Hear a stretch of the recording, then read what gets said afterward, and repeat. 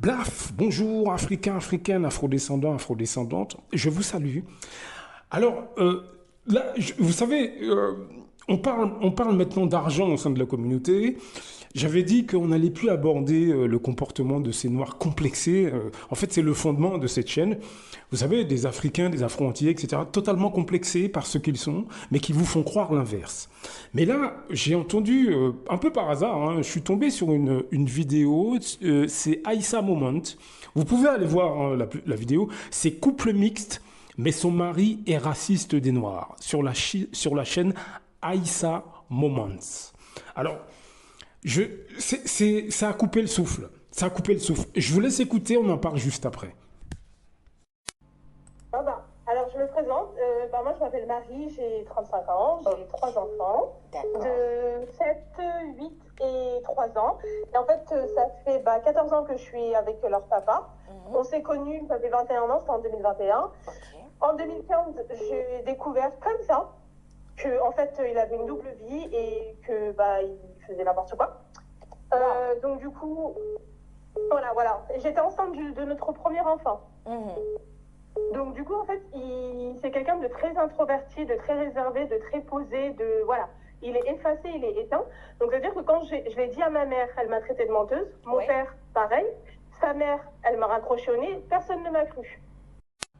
J'ai trois enfants. Le premier, il est blanc aux yeux verts. Il a les cheveux crépus. Celui du milieu, il est métissé. Il est vraiment métissé. Et le dernier, il est blanc aussi. Et du coup, il est très dur avec celui du milieu. Avec le métis. Et moi, du coup, avec le métis. Donc, du coup, j'en suis venue à me dire, mais c'est quoi le souci en fait? Tu l'aimes pas parce qu'il est foncé? C'est quoi le problème? Depuis combien de temps il ne te montre pas son amour, par exemple? À part les rapports charnels, Oui. en fait, depuis 2015. C'est quoi le problème? Depuis combien de temps il ne te montre pas son amour, par exemple? À part les rapports charnels, Oui. en fait, depuis 2015. Ah oui, waouh! 10 ans? Ouais. Ouais. J'ai essayé de patienter parce que du coup, je me suis dit. Ça fait 14 ans que vous êtes mariés, donc depuis 2011. Oui. Je récapitule. Depuis 2011, vous êtes mariés, tout se passe bien pendant 4 ans. Ouais. C'est l'amour fou. Magnifique. Coup de Incroyable, foudre? comme à la télé. Coup de foudre ou pas coup Ouais. de foudre? Coup de foudre, mais direct. Direct. Attention. Deuxième enfant, ça se passe bien. Ouais.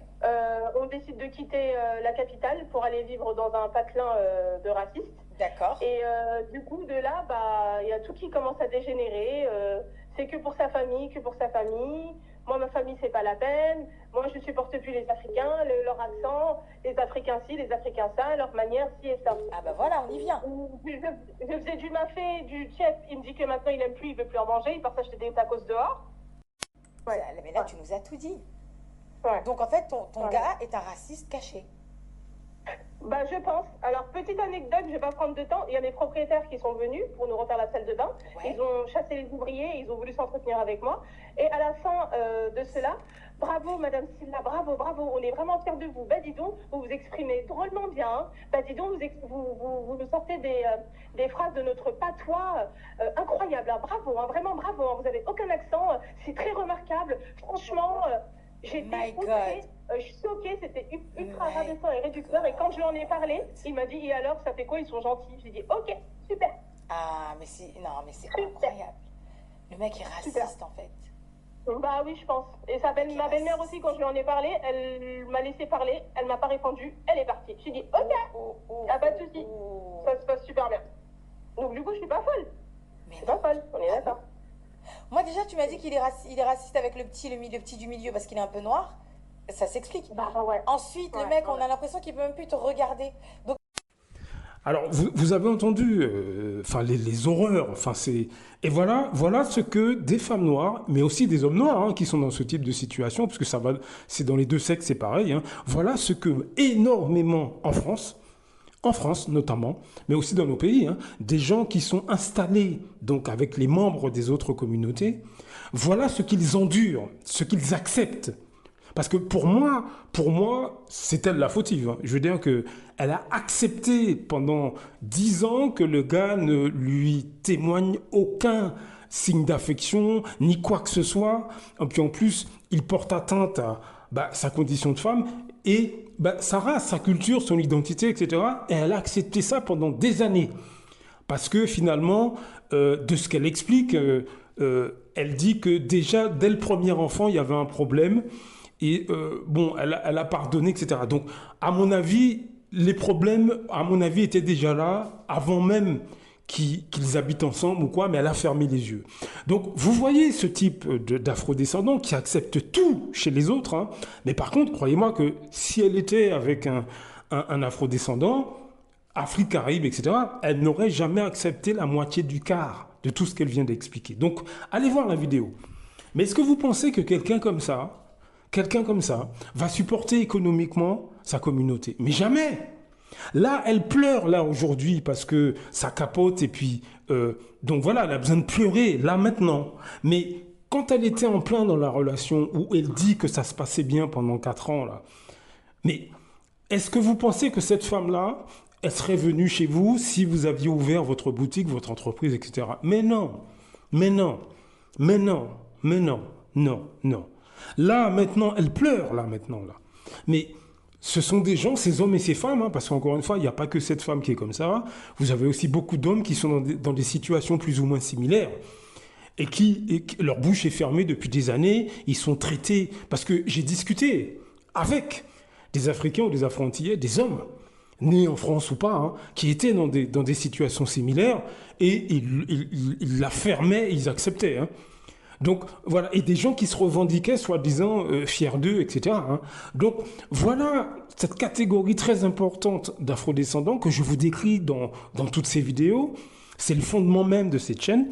Mais concernant la partie économique, dites-vous bien que c'est exactement le type de personnes qui, eux, vous ouvrez une boutique, vous ouvrez une entreprise, etc. Ils ne vont pas venir chez vous. Hein. Je vous assure qu'ils ne vont pas venir chez vous. Ce sont ces personnes, s'ils sont bien installés dans leur couple, s'ils ont l'impression que leur couple fonctionne, etc., c'est pas eux qui vont dire à leur conjoint extérieur au monde noir, viens, on va aller dans le magasin tenu par un Antillais, par un Africain, on va acheter ci, on va acheter ça. Non, ils vont pas le faire, ça.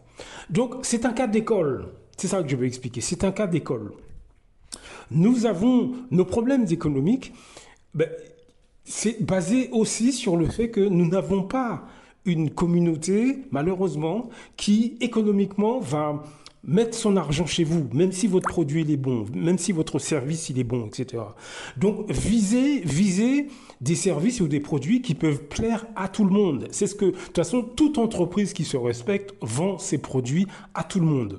Pourquoi je vous dis ça? Je discutais dernièrement avec un ami, il me disait qu'il voulait ouvrir un commerce et les produits étaient dirigés uniquement vers les membres de sa communauté. Je lui ai déconseillé. Je lui ai dit de viser tout le monde, même s'il vend des produits de chez lui, mais de choisir des produits qui vont plaire à la terre entière. Vous voyez? Malheureusement, on n'est pas structuré, malheureusement, en tant qu'afrodescendant, on n'est pas structuré dans une communauté qui fait preuve d'intégrité économique vis-à-vis de ses semblables. D'autres communautés sont structurées comme ça, pas chez nous. Donc visez à l'international, même si peu importe la ville où vous habitez, visez tout le monde. Vous pouvez vendre des produits de chez vous, vous pouvez proposer des services de chez vous, il n'y a pas de problème. Mais visez tout le monde, pas nécessairement vos semblables. Là, c'est un cas d'école. Là, c'est un cas d'école vraiment de ce que sont énormément d'afrodescendants dans leur quotidien. Ou par le biais d'un couple mixte, ou par le biais de leurs collègues de travail, ou par le biais de gens qu'ils connaissent extérieurs au monde noir. Voilà comment beaucoup sont traités, et surtout voilà comment beaucoup se comportent. C'est-à-dire qu'ils acceptent sans broncher, mais devant vous, ils jouent les fiers. Est-ce que vous comprenez? Pour moi, cette femme, c'est une pauvre femme. C'est une pauvre femme, vraiment. Hein. Voilà, mais il y en a beaucoup. Beaucoup plus que vous ne le croyez. Sur le terrain économique, c'est exactement la même chose. Vous avez des afrodescendants qui sont endettés jusqu'au cou, mais devant vous, ils friment avec une grosse voiture et une belle maison. Vous voyez ce que je veux dire? Donc, soyez prudents. Soyez vraiment prudents sur ce que vous voyez. Suivez votre instinct.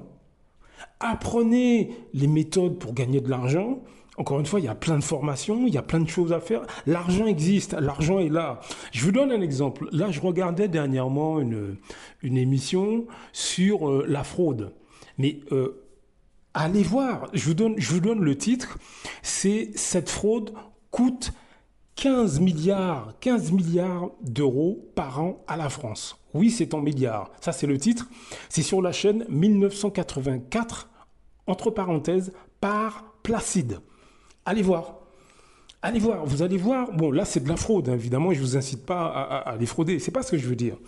Ce que je veux vous dire, c'est que des milliards et des milliards transitent d'un pays à l'autre, même à l'intérieur même de votre pays, peu importe là où vous vivez, les milliards sont là. Simplement, il faut construire un outil économique. Ça peut être un site web qui vend des choses ou qui vend de l'information. Vous pouvez monétiser un site web avec de la publicité, un site web qui a du trafic. Vous pouvez effectivement ouvrir un magasin, monter une entreprise, vendre des services ou des produits. L'argent est là.